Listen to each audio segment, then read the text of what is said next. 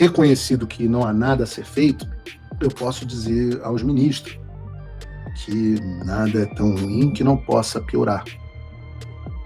E eu deixo um conselho aos ministros do Supremo Tribunal Federal. Deixem o Lula espernear lá no Itamaraty. Deixem o Lula espernear. Mas vocês, ministros, até os que estão, assim, principalmente os que não estão dispostos a perder tudo da vida por conta do Alexandre, a sofrer o que se chama de pena de morte financeira por conta do Alexandre, tudo que vocês demoraram décadas para construir, vários de vocês debaixo de enorme corrupção, eu digo para vocês, um conselho, não reajam de forma violenta. Sejam bem-vindos, o meu nome é Bruno, deixe o seu like e inscreva-se no canal.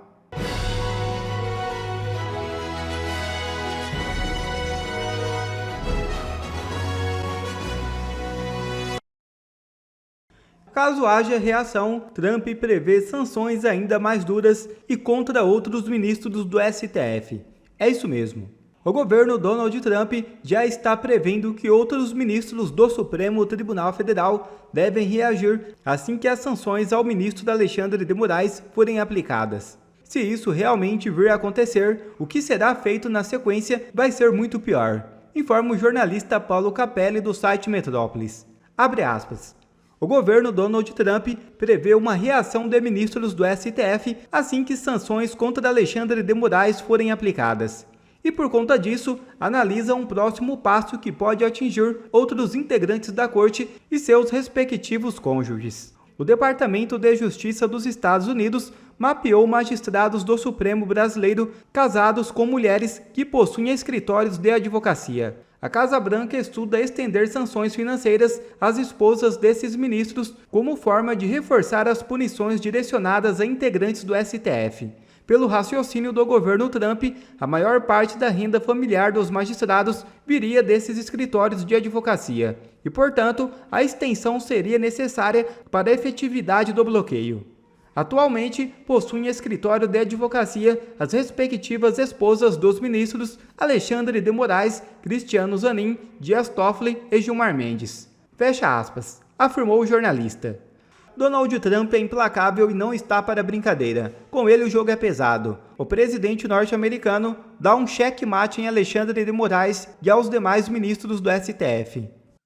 Da época de piada para agora, sanção a Moraes é inadmissível e gerará solidariedade, dizem ministros do STF. A matéria diz assim, eu vou ler os trechos e vou comentar com vocês. A possibilidade de o governo dos Estados Unidos aprovar sanções contra o ministro do STF, Alexandre de Moraes, é considerada inadmissível por magistrados da corte ouvidos pela coluna. Eles afirmam que a medida será uma clara tentativa de interferência dos Estados Unidos no judiciário brasileiro, algo definido como impensável. Aliás, parece que a solidariedade já começou, até por parte de alguns, a OAB, a mesma entidade que não se pronuncia quando o Supremo Tribunal... Ah, não, agora acabou o quote. Tinha que ler o end of quote do Joe Biden. Foi mal, João. Falha minha.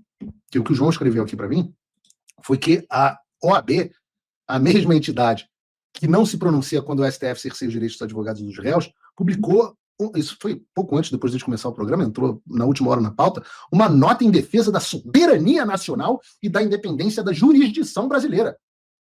OAB, caramba, vocês parecem as Forças Armadas, atentas e vigilantes.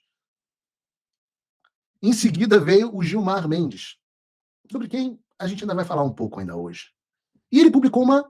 O Gilmar está viajando, é por aí que ele está em Portugal, depois vai para a Alemanha, mas ele não deixa de publicar uma notinha no X. Eu vou ler aqui para vocês. Ele disse assim, a regulamentação das plataformas digitais e o estabelecimento de parâmetros para discursos odiosos constitui elemento basilar da soberania nacional para qualquer nação contemporânea. Não há paradigma universal. Eu não sei se dá para entender o que ele escreveu, porque ninguém entende uma merda dessa. Tá?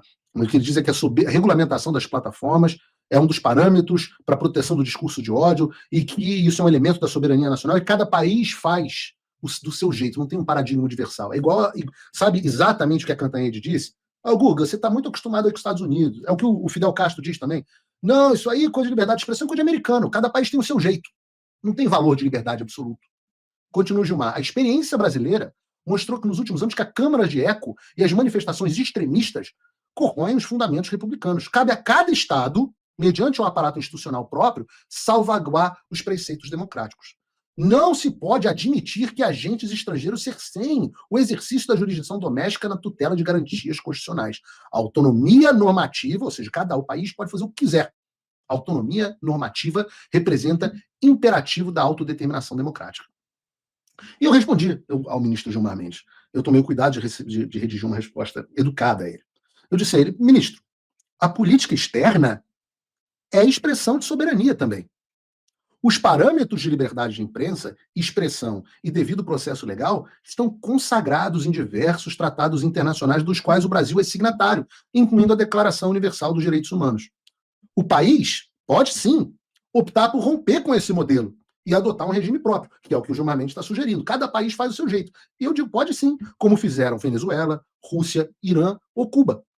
Mas, ao fazer isso, inevitavelmente abrirá esse país mão dos benefícios de integrar a comunidade internacional ocidental, liderada pelos Estados Unidos.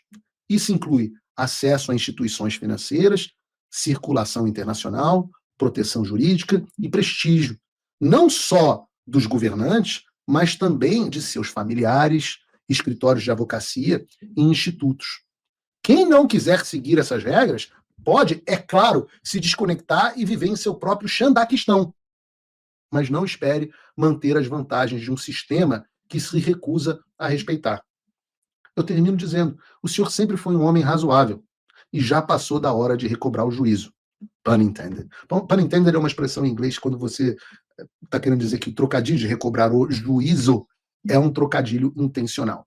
É uma forma de dizer para o Gilmar o seguinte, Gilmar, chega de ser capacho do Alexandre de Moraes.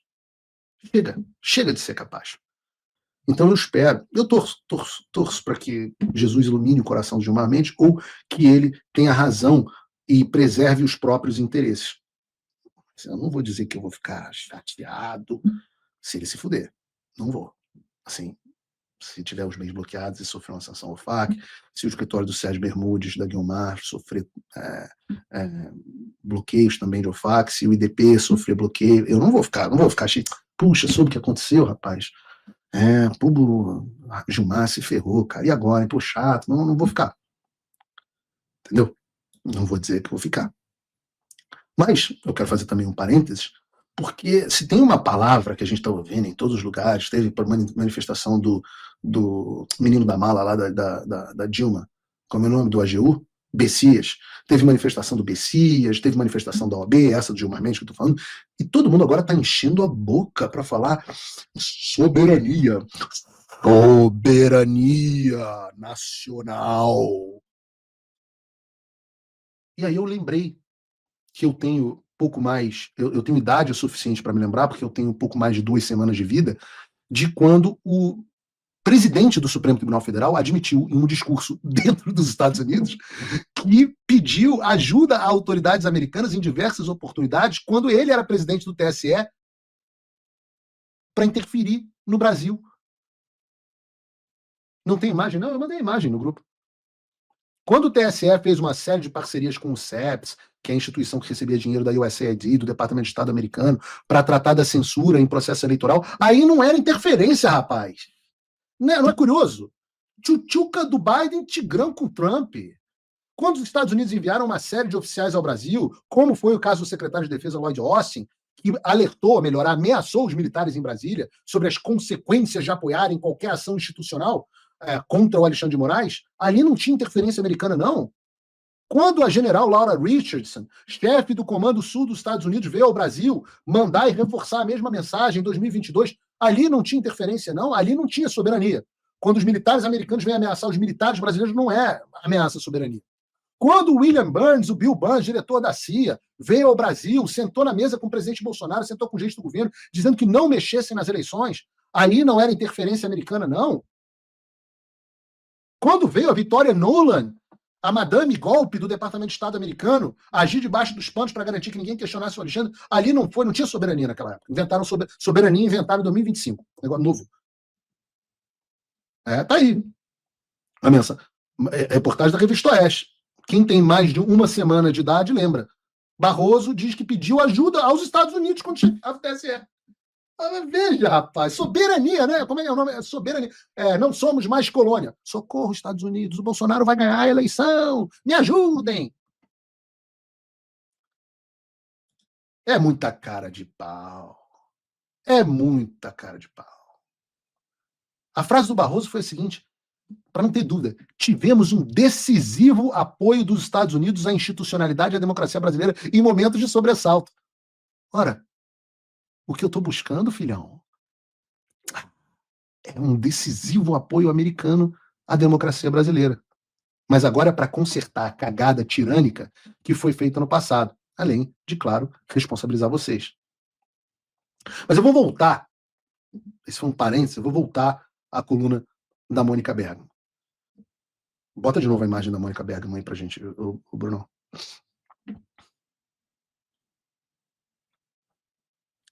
Um dos ministros afirmou à coluna que a concretização da ameaça feita na quarta, dia 21, pelo chefe da diplomacia daquele país, Marco Rubio, vai gerar solidariedade a Moraes e explicitará o apoio do governo de Donald Trump à extrema-direita brasileira, que, diz o ministro, tem a mesma característica de outros movimentos semelhantes pelo mundo, atacar Supremas Cortes.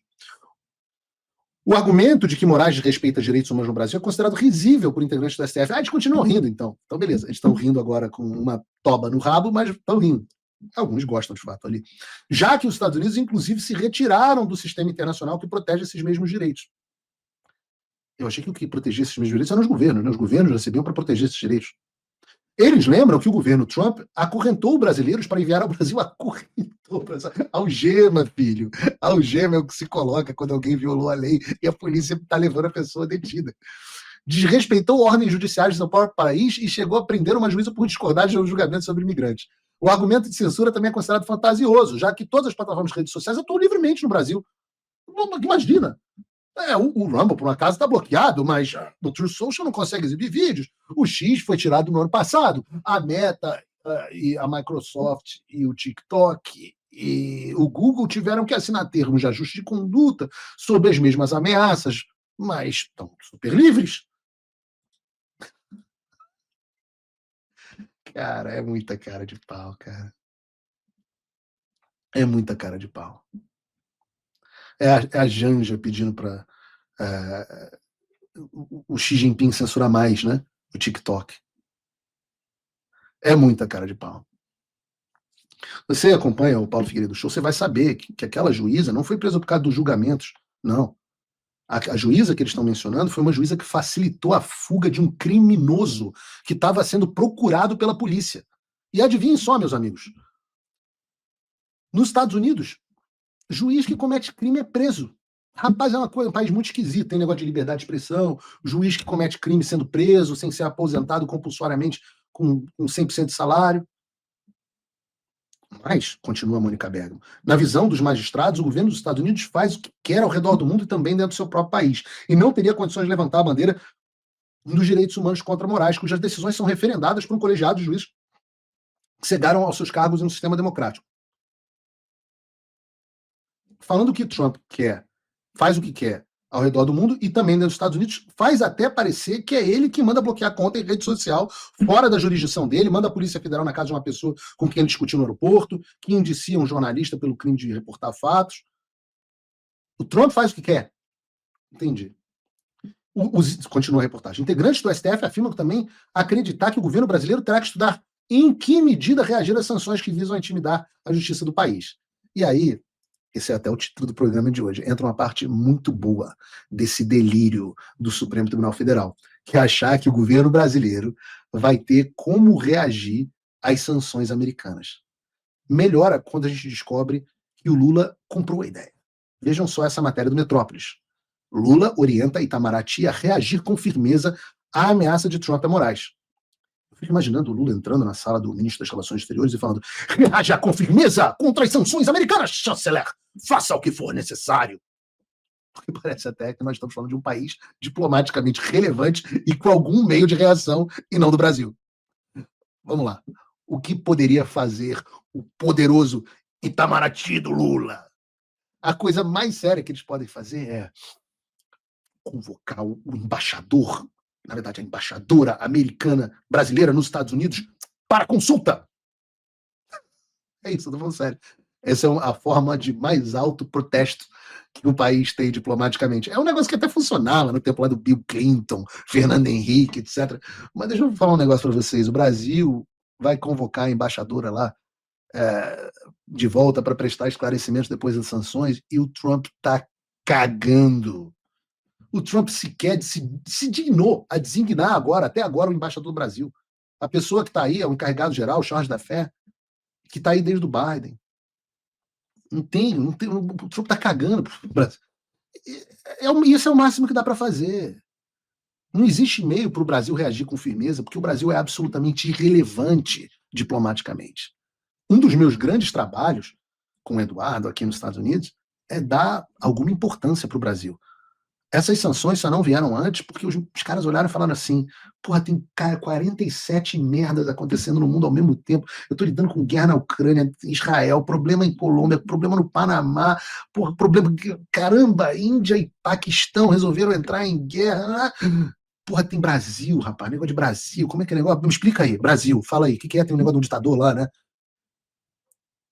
O Brasil é irrelevante. Tem nada que vocês possam fazer. Vocês ficaram tantos anos com o governo na mão da esquerda que a única pessoa que tem alguma relevância diplomática no Brasil se chama Jair Bolsonaro, especificamente através do filho dele, Eduardo Bolsonaro. Ah, mas Paulo, não é possível, o Brasil só pode fazer a consulta ao embaixador, não tem nada que o Brasil possa fazer? Eu falei, não, o Brasil pode fazer também igual o clube militar. O clube militar é bom em emitir notinha. O Brasil pode emitir uma notinha de protesto diplomático. O Clube Militar tem várias fontes, tem template no Clube Militar. Se você for procurar pessoal do Ministério das Relações Exteriores, Itamaraty e tal, liga para o pessoal do Clube Militar e fala assim: pô, me manda aquele template daquela notinha de termina sempre com permanecemos atentos à nossa missão constitucional. Você substitui por permanecemos atentos à preservação da nossa soberania e o resto é igual. O resto é a mesma coisa. Tem um template lá para vocês usarem. Vocês podem também levar esse tema ao Conselho de Direitos Humanos da ONU, do qual os Estados Unidos sequer fazem mais parte.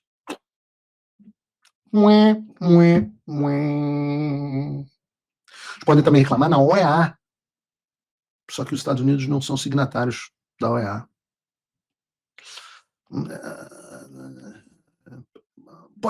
Pode declarar o Trump persona não grata no Brasil. Mas o Trump não está planejando vir ao Brasil. Resumo, filhões. Quem tem medo. E o Mário Sabino já deu a letra no Metrópolis. Sanções dos Estados Unidos amorais. O Planalto deveria ser sóbrio na sua reação. Ou seja, Lula, fica na sua, porque senão a porrada vai ser maior. Imagine, gente. O que eu quero dizer para vocês do Brasil é o seguinte: vai reagir contra a firmeza. Trump está negociando com Vladimir Putin, com Xi Jinping, com Kim Jong-un. Vocês estão brincando? Vocês viram como o Trump sodomizou o presidente da África do Sul ontem no meio do Salão Oval? Não há nada que vocês possam fazer para reagir com firmeza diante de sanções americanas. O nome disso é checkmate. Como diria Maju, o choro é livre. Mas, uma vez reconhecido que não há nada a ser feito, eu posso dizer aos ministros que nada é tão ruim que não possa piorar. E eu deixo um conselho aos ministros do Supremo Tribunal Federal. Deixem o Lula espernear lá no Itamaraty. Deixem o Lula espernear. Mas vocês, ministros, até os que estão, assim, principalmente os que não estão dispostos a perder tudo da vida por conta do Alexandre, a sofrer o que se chama de pena de morte financeira por conta do Alexandre, tudo que vocês demoraram décadas para construir, vários de vocês debaixo de enorme corrupção, eu digo para vocês, um conselho, não reajam de forma violenta. Eu digo isso porque eu já expliquei inúmeras vezes, mas ainda há muitas pessoas que acham que essas sanções são restritas aos Estados Unidos. Lembra a notícia? Alexandre de Moraes tirou o dinheiro dos Estados Unidos, como se a consequência de um bloqueio do OFAC fosse você não poder mais vir passar as férias em Miami, não poder mais abraçar o Mickey. Cadê a foto do Alexandre de Moraes com o Mickey, Bruno? Tem que deixar essa foto em todos os programas. Não poder mais abraçar o Mickey na Disney, não poder mais frequentar eventos em Nova York, não poder mais vir no... Aí, isso aqui não vai acontecer mais, cara. Vai ficar ruim. Mas não é só isso. Não é só isso, não é não poder mais frequentar eventos em Nova York, não é não poder mais vir naquele apartamento milionário lindo que você tem aqui em Key Biscayne, no nome daquela offshore, no nome do Bernardo, ministro Barroso. Não é só isso. Isso é só parte do pacote, mas não é o pacote inteiro. Vejam só, os efeitos das sanções OFAC, que podem acontecer através do pessoal está sabendo que chama Lei Magnitsky, mas não é a única, vocês procurem depois o que significa IEPA, mas esses efeitos não estão restritos ao território americano, e muito menos ao visto da pessoa sancionada. As pessoas fazem confusão. Nós estamos falando aqui de sanções financeiras, daquilo que é apelidado de pena de morte financeira. As sanções do poderoso OFAC, Office of Foreign Asset Control. Elas não afetam, portanto, só os bens e ativos nos Estados Unidos, mas todo bem e ativo em instituição financeira que faça negócio em dólar, ou que tenha alguma relação com os Estados Unidos. Isso inclui Caixa Econômica Federal, inclui Nubank, inclui Banco Inter, Santander, Bradesco, Nômade, inclui, eu já falei, até o Magazine Luiza, onde o Alexandre fez o crediário daquele Patek Philippe dele de $500 mil. Eu tenho certeza que foi crediário da Magazine Luiza, quase certeza. Invejosos dirão que não, que é o dinheiro do escritório de advocacia da esposa, ou presente de alguém, mas eu tenho certeza que o ministro comprou com dinheiro suado do trabalho dele. Mas o que acontece caso um banco ou uma instituição financeira queira bancar o corajoso, ou caso o Alexandre determine que o banco não pode encerrar as contas dele, porque ele tem esse poder? Acontece uma série de coisas, dentre elas a restrição de operações nos Estados Unidos, perdendo acesso ao dólar americano, às transações internacionais baseadas em dólar, e então sendo levado à falência. Além disso, além da falência, o banco pode ser multado em bilhões de dólares. Eu posso dar o exemplo, por exemplo, do BNP Paribas, que foi multado em 8,9 bilhões de dólares. É uma pica pequena, de 50 bilhões de reais, quando ele resolveu violar sanções contra o Sudão, contra Cuba e o Irã. Mas não é só isso. O banco e os seus executivos poderão também sofrer processos criminais nos Estados Unidos e, como consequência de tudo isso, uma debandada de investidores sem precedentes. Em outras palavras, os bancos, corretoras, etc., todo mundo que tiver relação com as pessoas sancionadas vão se tornar tóxico e deixam de ser opções viáveis para investimento. É só vocês fazerem uma pergunta. Você colocaria o seu dinheiro num banco em que é proibido de negociar em dólar, a principal moeda do mundo? Na prática, então, a pessoa sancionada não tem mais acesso a nenhum banco do mundo e todo o dinheiro dela não passa de número na tela sem que possa ser utilizado. Tipo aconteceu com o meu dinheiro no Brasil, mas bem pior. Lembra, né? O Alexandre caçou meu passaporte, eu vou limitar as viagens internacionais dele. Eu não, Deus. Eu só estou trabalhando nessa direção. O Alexandre congelou as minhas contas, as contas dele também vão ser congeladas. Me processou criminalmente também, né? Loading. Cenas do próximo capítulo, tic-tac, se vocês preferirem. Mas eu retorno aos meus conselhos aos ministros do STF. Se vocês entrarem no barco das reações do Alexandre, vocês podem ficar numa posição na qual vocês não vão poder retornar. Eu vou ser aberto com vocês. Neste momento, o meu objetivo do Paulo Figueiredo é ir atrás do Alexandre. Não tenho nada contra a instituição. Mas como eu tenho dito aqui nos programas, às vezes o único jeito de pegar o bandido da Birmânia é queimando a floresta inteira. E se eu tiver que queimar a floresta inteira, no que depender de mim, eu vou queimar. E não vai parar em vocês. Vai se estender, certamente, também às suas famílias. Não, mas Paulo Figueiredo, você falou no passado que não tinha interesse em sancionar nenhum dos familiares. É verdade. Eu mantenho isso. Mas naquela época eu deixei claro que havia uma exceção. Familiares financeiramente envolvidos com vocês. Você não pode ganhar 5, 6 mil dólares por mês como ministro e usar um relógio de R$500 mil. A conta não fecha. Ninguém aqui é idiota e nós sabemos e noticiamos os escritórios milionários dos seus parentes. E os americanos também sabem. Tudo isso está mapeado, e uma vez que a maior parte da renda familiar de vocês, eu digo vocês no plural, porque primeiramente será o Alexandre, mas dependendo da reação, mais ministros vão entrar nessa, na medida em que a maior parte da renda familiar de vocês vem desse escritório, nada mais justo do que estender a sanção financeira às suas famílias. Eu estou falando, por exemplo, do escritório da senhora Viviana Bastos de Moraes, o Bastos de Moraes Sociedade de Advogados, estou falando do escritório da senhora Guilmar Feitosa Mendes, sócia do escritório Sérgio Bermudes Advogado, eu estou falando do escritório da senhora Roberta Maria Rangel, esposa do ministro Dias Toffoli, que se chama Rangel Advocacia, eu estou falando do escritório da senhora Valesca Teixeira Zanin, o Zanin Martins Advogado, e nós sabemos que vocês ganham muito dinheiro com isso.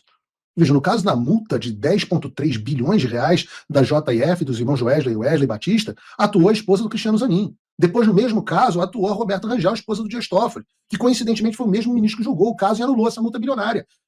Será que vocês ganharam com isso alguma coisa? Os ministros não sei, não vou dizer que sim, mas as esposas... E eu não trouxe... E não vou parar por aí, não. Olha que eu trouxe esse caso e faço questão de falar sobre ele de novo. Ontem mesmo falei disso. Olha esse gráfico montado pela Folha de São Paulo no caso da Incopa.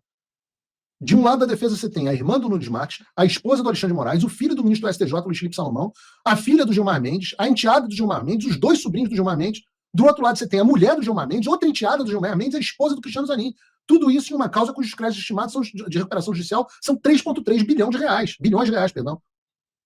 Eu repito, meu filho, vocês não entenderam até agora, essa altura do campeonato, que aqui não tem idiota e não tem amador. Vocês não estão acostumados a lidar com pessoas desse tipo. Vocês estão acostumados a jogar contra gente ruim de bola. Que Champions League, porra. Vocês estavam jogando o Campeonato Carioca, porra. A gente sabe onde vocês ganham seus dinheiros. Vocês que eu não sei o que o IDP faz. E vocês vão ter que lidar, que vocês sempre fizeram questão de censurar todas as reportagens que saíram a esse respeito, né? Lembra? Olha o curioso, Gilmar. E Dias Toffoli, vocês criaram um inquérito das fake news para cobertar os negócios de vocês. Vocês sabem o que essas sanções vão fazer? Evidenciar os piores negócios de vocês. E o que vocês vão fazer? Censurar o OFAC?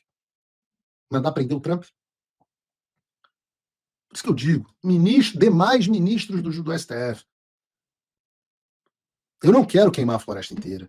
Nós não queremos uma guerra que dure anos. Nós só queremos 3 coisas. Anistia, ampla, geral e restrita. O Alexandre de Moraes fora do Supremo Tribunal Federal. E algum tipo de transparência eleitoral. Eu topo até por amostragem nas eleições de 2026, com participação livre dos candidatos de oposição. São os 3 itens. Porra, é simples. Anistia ampla, geral e restrita, deixa o Congresso fazer. Não vai ficar nem feio para vocês. Podem condenar o Bolsonaro, deixa o Congresso anistiar. Depois vocês só dizem, o Congresso é soberano, fica fácil.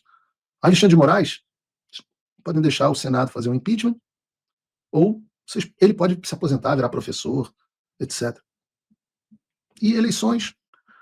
Cássio Nunes vai ser o presidente do TSE, deixa ele passar lá uma portaria do TSE dizendo que 5% das urnas, acho que 5, tem que fazer o cálculo estatístico, mas acho que 5 dá para garantir minimamente a integridade eleitoral. 5 só para eleição, depois a gente passa uma lei melhor. Uma proposta razoável.